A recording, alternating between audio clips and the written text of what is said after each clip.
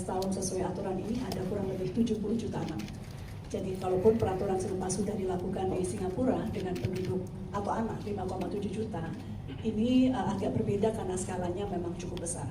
Karena itu Pak Seskap, izin Pak Seskap mungkin juga dapat membantu koordinasi lintas kementerian ini agar kerja-kerja ini bisa menjadi lebih efektif dalam kerangka mengamankan anak-anak kita di ranah digital. Ini betul-betul efektif adalah 1 tahun persis dari PP-nya ditandatangani oleh Bapak Presiden. Artinya ada 17 hari dan tadi kita melakukan rapat koordinasi. Pak Seskap terima kasih banyak sudah hadir, Pak Menhub terima kasih sudah hadir. Kemudian Pak Mendagri, Pak Mendasman, Ibu Menke PPA, tadi ada juga Menteri Agama. Artinya secara kolaboratif kita semua sudah sepakat untuk melakukan aksi-aksi percepatan menuju tanggal 28 Maret agar upaya perlindungan anak di ranah digital sesuai dengan semangat dari Bapak Presiden bisa dijalankan dengan lebih efektif. Baik rekan-rekan semua, kita tahu bahwa PP ini sudah ditandatangani oleh Bapak Presiden pada bulan Maret 2005 dan ada juga sudah dilanjuti dengan nota kesepakatan MOU antara 6 kementerian, dari Kementerian Komdigi, kemudian Mendagri, Agama, TPA, kemudian Kementerian Diktasmen, dan juga dari BKKBN, itu pada tanggal 31 Juli 2025. Tapi kali ini kita akan bekerja lebih keras lagi. Memang tidak mudah disampaikan oleh Ibu Komdigi karena kita negara populasi nomor 4 terbesar di dunia dan internet usernya juga salah satu tertinggi. Oleh karena itu pelibatan pemerintah daerah itulah suatu keharusan. Dan dalam konteks ini Kemendagri sebagai pembina dan pengawas pemerintah daerah ada 552, 38 provinsi, 98 kota, 416 kabupaten, semua harus terlibat.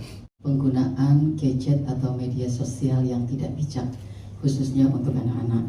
Maka solusi atau tawaran yang kami lakukan adalah di Ruang Bersama Indonesia. PP Tunas ini berseiring dengan Perpres nomor 87 tentang peta jalan perlindungan anak di ranah dalam jaringan.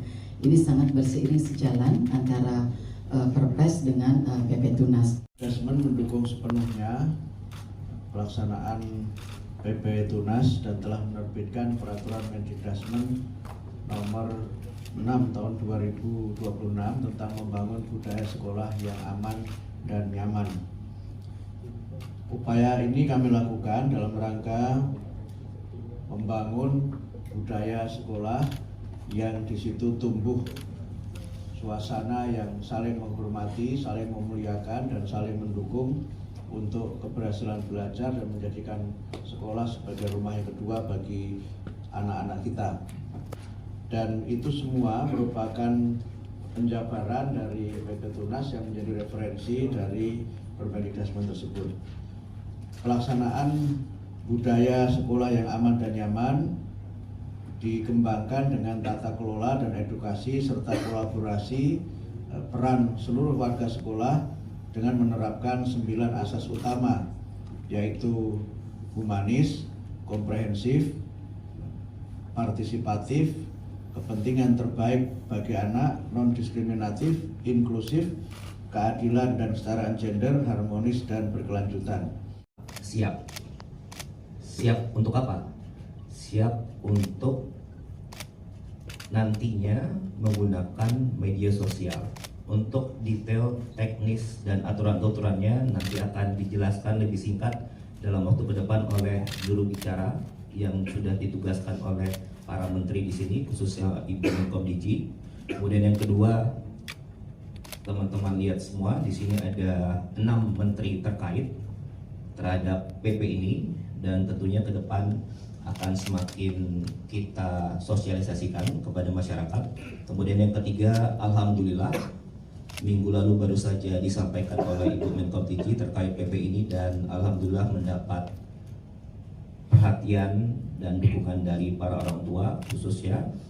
Dan nanti ke depan kami semua memohon kerjasama dari seluruh masyarakat, dari seluruh orang tua, dari adik-adik, anak-anak, dan tentunya rekan-rekan pers media ke depan untuk dapat memaksimalkan dan agar peraturan pemerintah ini terkait PP Tunas, Tungguan Nasiap dapat berjalan dengan maksimal. 16 tahun sesuai aturan ini ada kurang lebih 70 juta anak. Jadi kalaupun peraturan serupa sudah dilakukan di Singapura dengan penduduk atau anak 5,7 juta, ini agak berbeda karena skalanya memang cukup besar. Karena itu Pak Seskap izin Pak Seskap mungkin juga dapat membantu koordinasi lintas kementerian ini agar kerja-kerja ini bisa menjadi lebih efektif dalam kerangka mengamankan anak-anak kita di ranah digital. Ini betul-betul efektif adalah 1 tahun persis dari PP-nya ditandatangani oleh Bapak Presiden. Artinya ada 17 hari dan tadi kita melakukan rapat koordinasi. Pak Seskap terima kasih banyak sudah hadir, Pak Menhub Bangga terima kasih sudah hadir. Kemudian Pak Mendagri, Pak Mendasman, Ibu Men PPPA, tadi ada juga Menteri Agama. Artinya secara kolaboratif kita semua sudah sepakat untuk melakukan aksi-aksi percepatan menuju tanggal 28 Maret agar upaya perlindungan anak di ranah digital sesuai dengan semangat dari Bapak Presiden bisa dijalankan dengan lebih efektif. Baik rekan-rekan semua, kita tahu bahwa PP ini sudah ditandatangani oleh Bapak Presiden pada bulan Maret tahun 2005 dan ada juga sudah dilanjuti dengan nota kesepakatan MOU antara 6 kementerian, dari Kementerian Komisi, kemudian Mendagri, Menteri Agama, TPA, kemudian Kementerian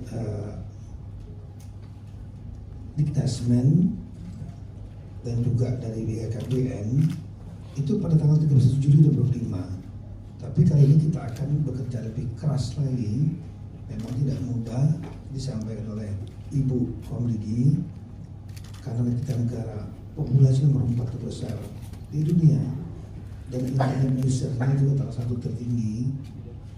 Oleh karena itu pelibatan pemerintah daerah itulah suatu keharusan.